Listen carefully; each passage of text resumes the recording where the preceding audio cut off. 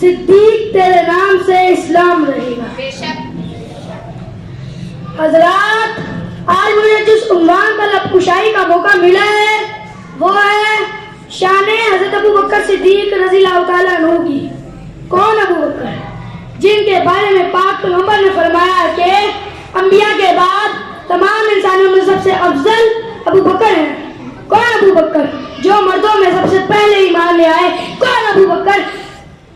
جن کو پاک پیغمبر اپنا خلیل بنانا چاہیں. کون ابو بکر؟ جن کو پاک پیغمبر نے کئی بار جنتی ہونے کی بشارت دی. کون ابو بکر؟ جن کی بیٹی عائشہ نبی کا حرم بنی. کون ابو بکر؟ جس کا لباس اللہ کو پسند آئے. کون ابو بکر؟ جس کی ہر ادا اللہ کو پسند آئے. کون ابو بکر؟ جس کی صحابیت اللہ کو پسند آئے. کون ابو بکر؟ جس کو قرآن متقی کہے. کون ابو بکر؟ جن کے بارے میں جو اپنا سب کچھ قربان کر کر گئے میرے لیے اللہ اور اللہ کے رسول کا نام ہی کافی ہے. کون ابو بکر؟ جن کے بارے میں پاک پیغمبر نے فرمایا کہ اگر ایک ترازو کے ایک طرف میں پوری امت کا ایمان رکھا جائے اور دوسری طرف حضرت ابو بکر صدیق رضی اللہ تعالیٰ عنہ کا ایمان رکھا جائے تو جس کا ایمان بھاری نکلے وہ ابو بکر. کون ابو بکر؟